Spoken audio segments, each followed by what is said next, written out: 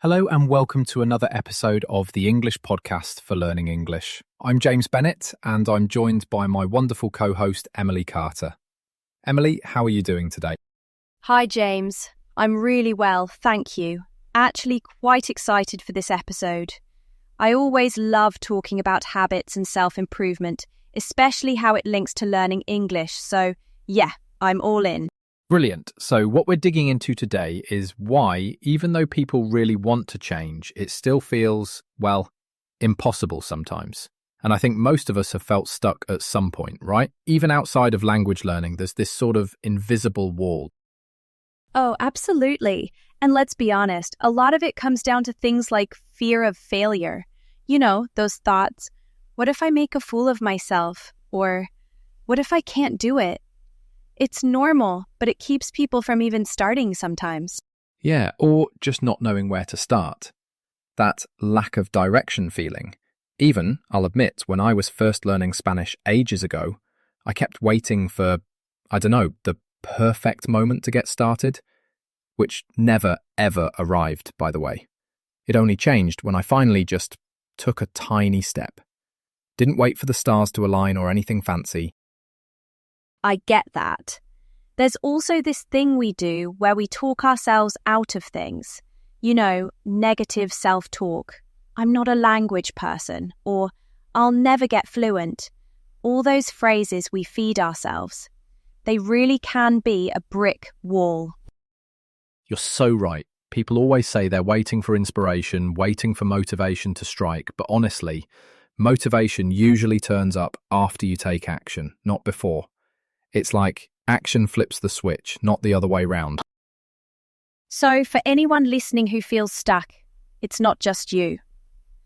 And half the challenge, I reckon, is even identifying what's holding you back.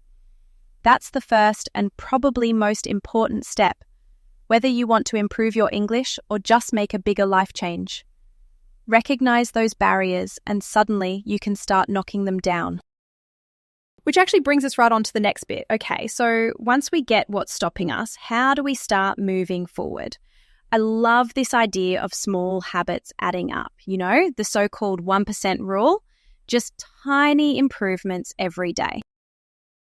Exactly, and it reminds me of Atomic Habits by James Clear, which, by the way, is a brilliant read, not sponsored, but I wish.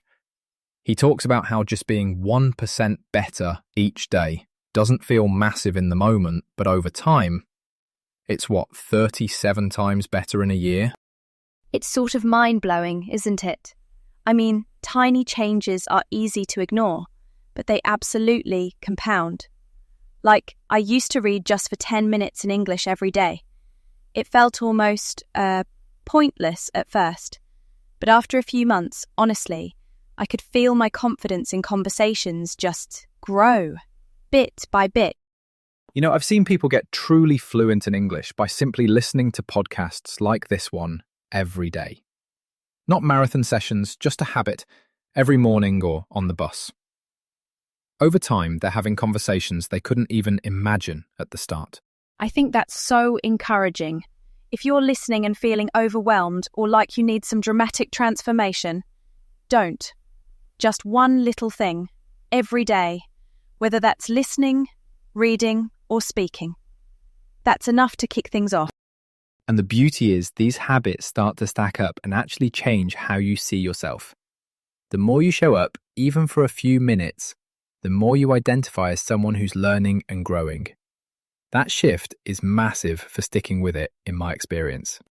So the takeaway here, don't underestimate the power of small, consistent actions. They really are the secret weapon for improving your English, or your life, or whatever it is you're aiming for. You know, Emily, all of this ties right back into mindset, because building habits is so much easier when you believe growth is possible. That's where this idea of growth mindset versus fixed mindset comes in. If you believe you can improve, you give yourself permission to start and keep going. Absolutely. A fixed mindset is all, I can't do it, so why bother? But a growth mindset, I can't do it yet, opens the door. There's also something called the Reticular Activating System, or RAS, which basically means your brain pays attention to what you focus on. If you constantly say, "I'm rubbish at this," you see signs everywhere that confirm it. But if you say, "I'm getting better," well, you start to notice your progress. It's really fascinating. And this is where your environment comes into play too. Not just who you are, but what's around you. There's that classic saying, you are the average of the 5 people you spend the most time with. If you're trying to learn English and everyone around you is negative or disinterested, it's going to be twice as hard. Couldn't agree more.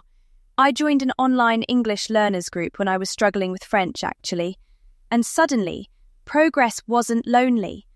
I had people to share wins with, to get new ideas from. The community really propelled me forward, even on days I didn't fancy it at all. That's brilliant. And it also makes it so much easier to pick up new vocabulary, which, by the way, is one thing I wish I'd done earlier. Just being around people who used new words naturally helped me use them without really trying. So for our listeners, that's something to take away. Join communities that support your growth, whether for language or life in general. And to wrap things up, maybe jot down some words we've used today: habits, mindset, compounding, environment, motivation. Notice how these come up in English conversations and have a go using them yourself. Language is as much about the community as it is about grammar and words. Absolutely. So whether you're just starting out or in the thick of it, remember, small steps, the right mindset, and a positive environment all make a world of difference. That's us for this episode. Emily, always a pleasure chatting with you. Same to you, James. And thanks to everyone for listening. Give yourself credit for those small steps you're taking. Trust me, they add up. We'll be back with more tips and stories, so take care and keep going. Goodbye, everyone. Keep practicing, and we'll catch you next time.